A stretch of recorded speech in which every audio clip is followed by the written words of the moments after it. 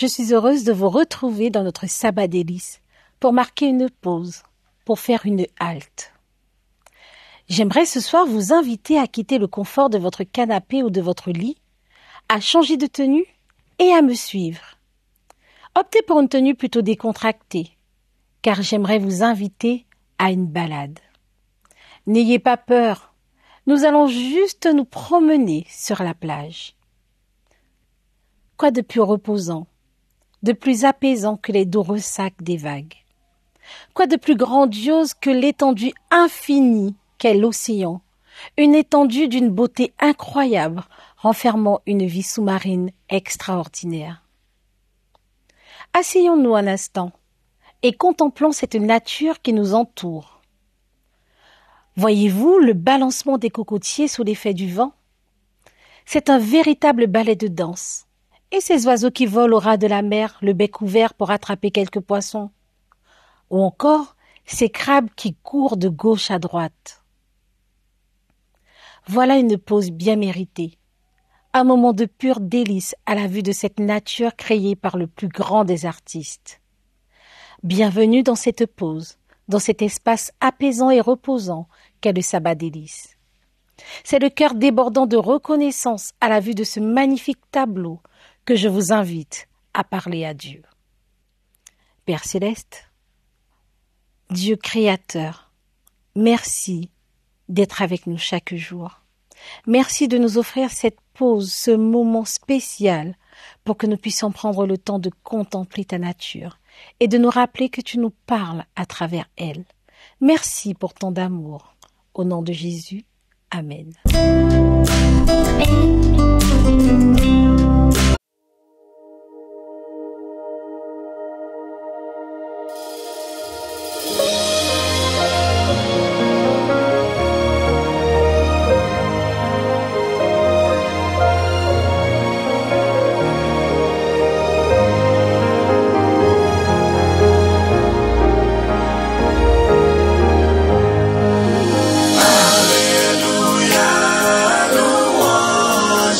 Dieu.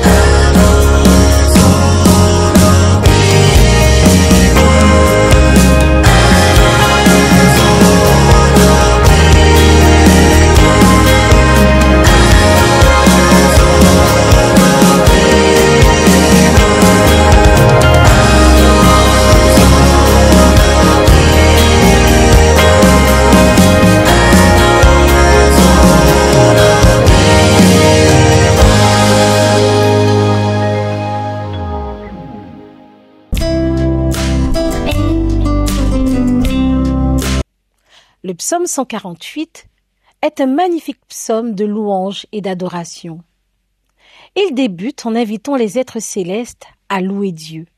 Puis progressivement, chaque élément de la nature est convié également à lui rendre gloire. Puis, les derniers êtres à être invités, c'est nous, les êtres humains. La louange à Dieu est un exercice important, car nous ne louons que plus grand que soi ou quelqu'un qui démontre une aptitude supérieure à la nôtre. Louer Dieu, c'est reconnaître que Dieu est le Créateur, le Maître, et que nous ne sommes que des créatures. Cela remet chacun à sa place et démontre notre dépendance à Dieu. Alors qu'en ce jour spécial, la nature loue, les êtres célestes louent, joignons nos voix aux leurs et disons comme au verset 13, « Car son nom seul est élevé, sa majesté est au-dessus de la terre et des cieux. »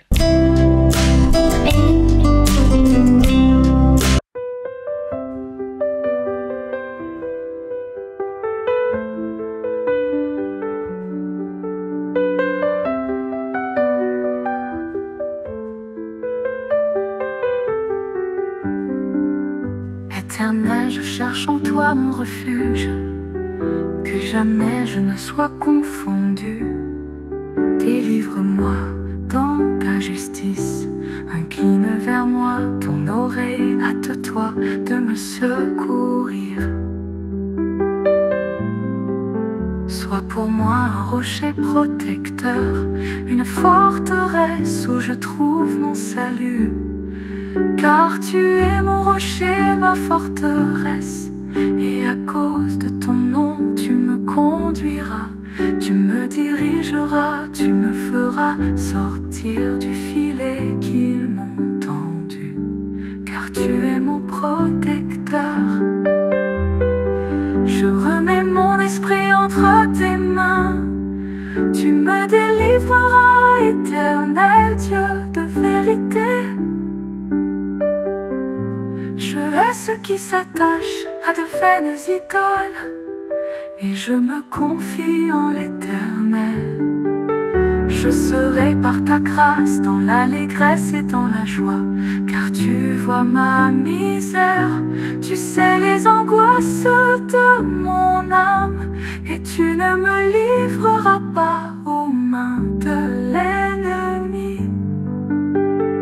Tu mettras mes pieds au large, aie pitié de moi, Éternel, car je suis dans la détresse. J'ai le visage lame et le corps usé par le chagrin. Ma vie se consume dans la douleur et mes années dans les soupirs. Ma force est épuisée à cause de mon iniquité, et mes os dépérissent. Tous mes adversaires m'ont rendu un objet d'opprobre, de grand opprobre pour mes voisins et de terreur pour mes amis. Ceux qui me voient dehors s'enfuient loin de moi. Je suis oublié des cœurs comme un mort, je suis comme un vase brisé. J'apprends les mauvais propos de plusieurs, l'épouvante qui règne alentour, quand ils se concertent ensemble contre moi. Ils complotent de m'ôter la vie, mais en toi je me confie, ô Éternel. Je dis, tu es mon Dieu, mes destinées sont en ta main. Délivre-moi de mes ennemis et de mes persécuteurs. Fais luire ta face sur ton serviteur, sauve-moi par ta grâce.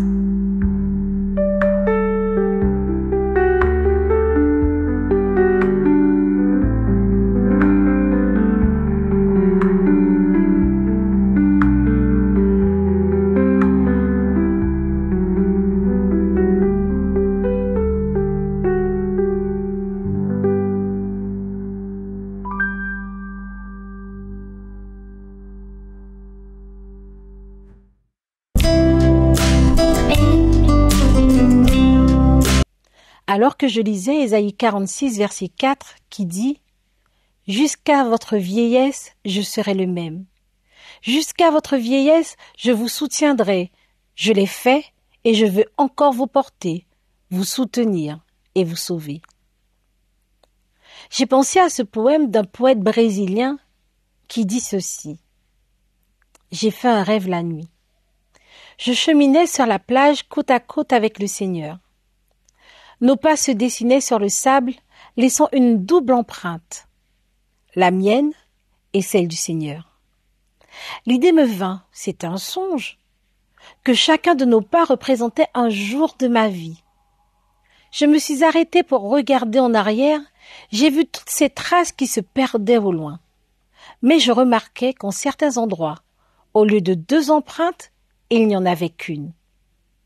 J'ai alors revu le film de ma vie et, ô surprise, les lieux de l'empreinte unique correspondaient aux jours les plus sombres de mon existence. Jours d'angoisse ou de mauvaises journées, jours d'égoïsme ou de mauvaise humeur, jours d'épreuve et de doute, jours intenables.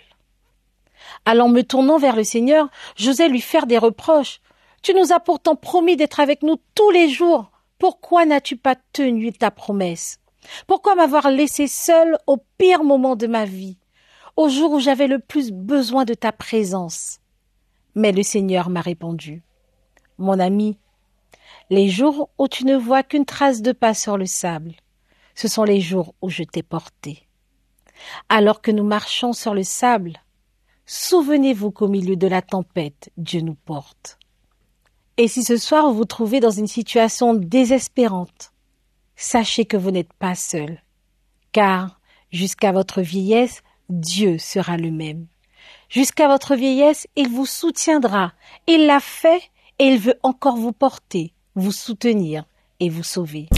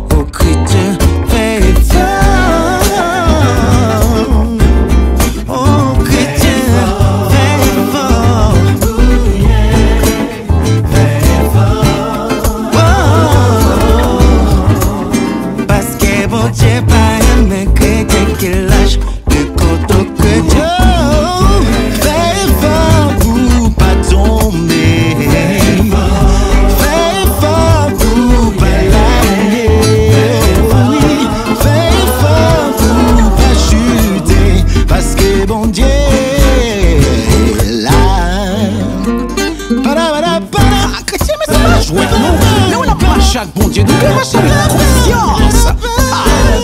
Nous devons marcher plus fort encore. Écoutez ça.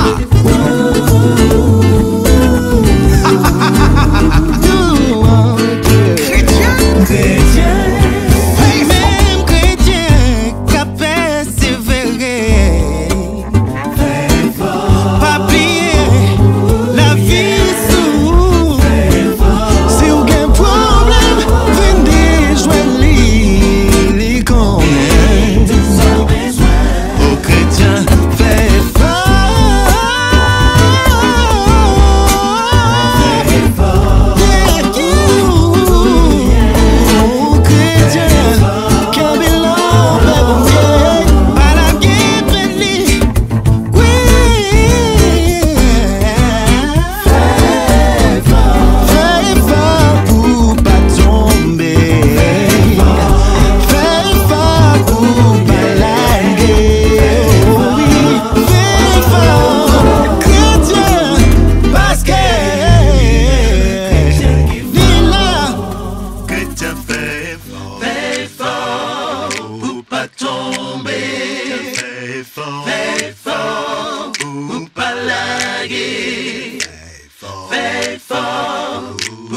chuter. Parce que bon Dieu pas les chrétiens qui lâchent, des contents chrétiens qui... Autant des chrétiens, alors marre cette.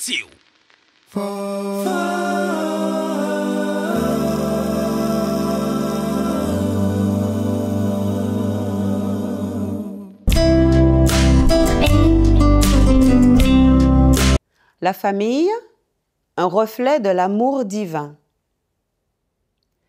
Chers frères et sœurs, amis internautes, bienvenue à ce temps de réflexion, de méditation, où nous allons explorer ensemble la place de la famille dans le plan de Dieu. La famille n'est pas une simple institution humaine, mais un reflet de l'amour divin. Dès la création, le plan de Dieu était que l'homme et la femme vivent en harmonie, fondant ainsi le premier foyer sur des bases d'amour, de respect et de soutien mutuel. Ce soir, je nous invite à réfléchir à notre propre expérience familiale. Quels sont les défis que nous rencontrons? Comment percevons-nous la présence de Dieu dans notre foyer? Ce moment de méditation est aussi une opportunité de prendre conscience de l'importance de cultiver des relations saines au sein de notre foyer.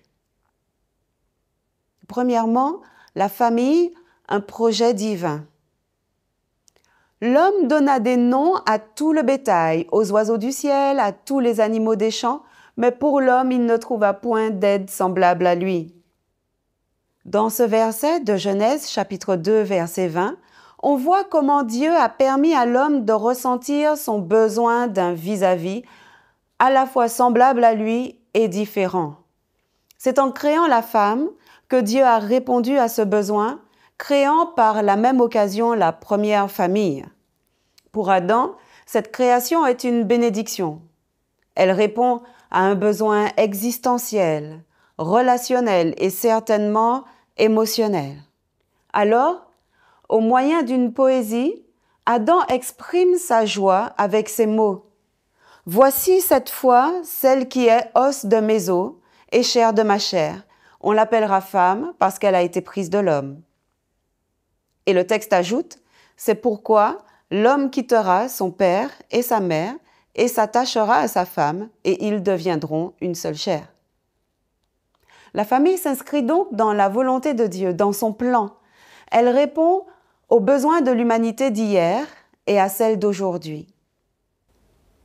Notre famille d'aujourd'hui, de quoi est-elle faite? Sur quoi repose-t-elle?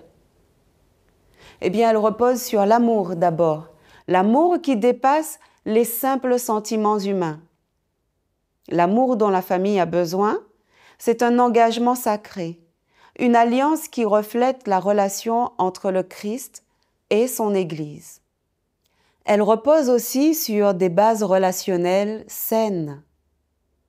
Je parle de la communication bienveillante, de l'écoute active et du respect mutuel, le respect des besoins de chacun. Ainsi, une famille solide, c'est celle où l'on se parle avec amour, où l'on apprend à exprimer ses émotions et à écouter les émotions des autres, sans jugement. Prenons un instant maintenant pour nous poser cette question. Dans mon foyer, est-ce que je prends le temps d'écouter véritablement l'autre? Et comment puis-je mieux incarner l'amour du Christ dans mes relations familiales? Cela nous amène au deuxième point, guérir et restaurer les relations familiales. Parce que la réalité, c'est que nos familles ne sont pas parfaites, loin de là. Des tensions, des incompréhensions, des blessures profondes peuvent affecter nos relations. Mais la bonne nouvelle, c'est que Dieu est un Dieu de restauration. Supportez-vous les uns les autres. Et si l'un a sujet de se plaindre de l'autre, pardonnez-vous réciproquement. De même que Christ vous a pardonné, pardonnez-vous aussi. Le pardon et la réconciliation sont des piliers essentiels pour restaurer une relation brisée. Alors, oui, c'est facile à lire, mais beaucoup moins évident à vivre dans la vie réelle, tant parfois l'offense qui nous est faite est rude. Alors c'est pourquoi il est important d'aborder la notion du pardon sous deux perspectives qui sont complémentaires. Sur le plan spirituel d'une part et sur le plan psychologique et émotionnel d'autre part. D'un point de vue spirituel, le pardon repose sur une dimension transcendante, c'est-à-dire qu'il nous vient de Dieu. Pardonner, c'est agir selon une vertu supérieure, selon la grâce et la puissance que Dieu nous donne.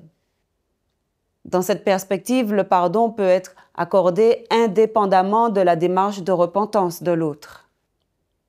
C'est dans ce sens que Jésus a dit dans Matthieu 6, verset 14, « Si vous pardonnez aux hommes leurs offenses, votre Père céleste vous pardonnera aussi. » Le pardon est de fait un moyen de libération spirituelle. Maintenant, en tant que processus de guérison émotionnelle, le pardon s'inscrit dans un travail psychologique qui vise à surmonter la souffrance causée par une blessure émotionnelle comme la trahison, le rejet, l'abandon, l'humiliation, l'injustice. Il implique de reconnaître la douleur, de travailler sur les émotions pour être en mesure de les exprimer avec maîtrise, avec sagesse.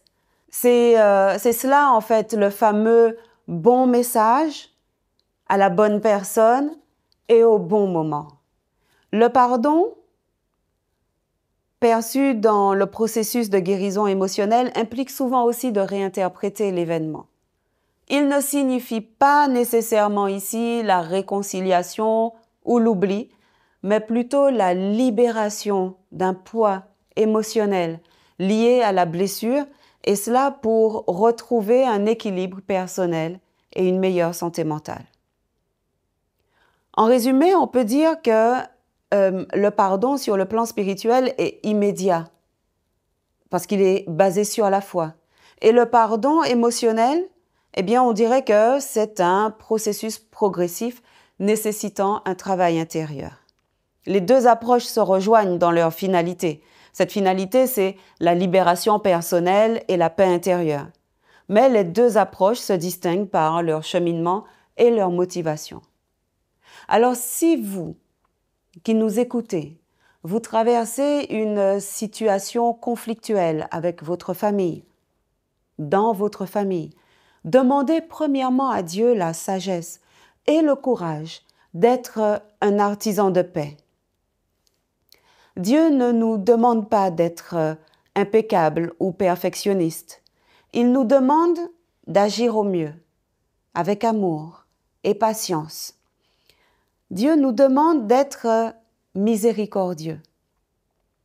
Et puis cette démarche spirituelle n'exclut pas la nécessité de demander l'aide d'un professionnel pour être accompagné dans le processus de guérison émotionnelle. Les deux approches sont complémentaires.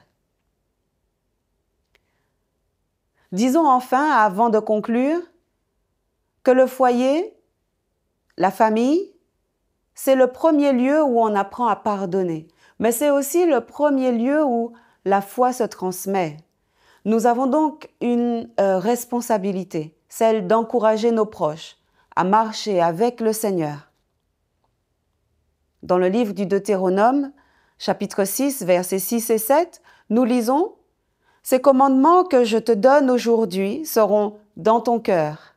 Tu les inculqueras à tes enfants et tu en parleras quand tu seras dans ta maison, quand tu iras en voyage, quand tu te coucheras et quand tu te lèveras. » Ce passage insiste ici sur l'importance de créer des rituels familiaux positifs, comme le fait de prier ensemble, de lire la Bible en famille, de partager des moments de gratitude. Alors ces pratiques ne sont pas des obligations et elles ne devraient pas être vécues comme telles, mais elles sont des opportunités pour renforcer notre lien avec Dieu et entre nous. Alors parents, souvenez-vous que votre exemple a plus d'impact que vos paroles. Et si vous êtes enfant ou conjoint, sachez que chaque geste d'amour compte pour fortifier votre foyer. Chers amis, Dieu nous a donné la famille comme un lieu d'amour, de soutien et de croissance, mais il nous confie aussi la responsabilité de prendre soin de nos relations. Que ce soit dans notre rôle de parents, d'enfants, de conjoints ou de frères et sœurs, demandons à Dieu de nous aider à incarner son amour au sein de notre foyer. Que cette parole de Josué 24 au verset 15 nous inspire.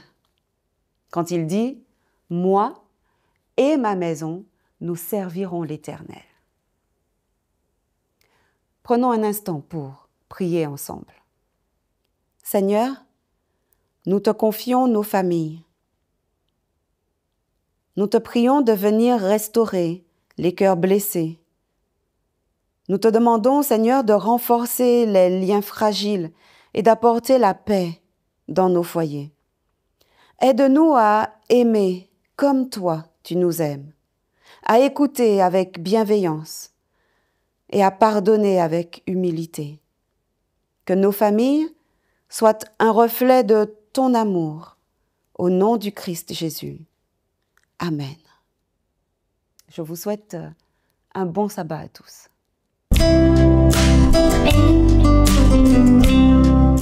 Notre balade s'achève. Il est temps pour nous de retrouver le confort de notre canapé. Mais j'aimerais que reste à votre mémoire l'image d'un Dieu exceptionnel qui mérite notre louange et notre adoration. Louez-le aujourd'hui, louez-le demain, jusqu'au prochain sabbat délices et pour toujours.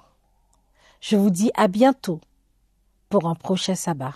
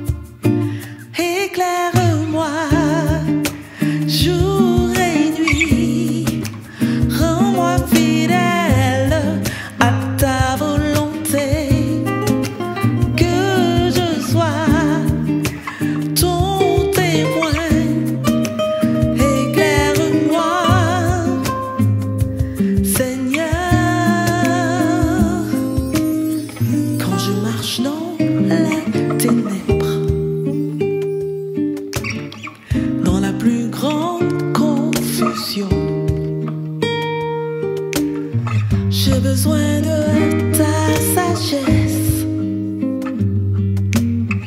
et de ton discernement. Viens au secours de ma foi. Révèle-moi la direction qui me mène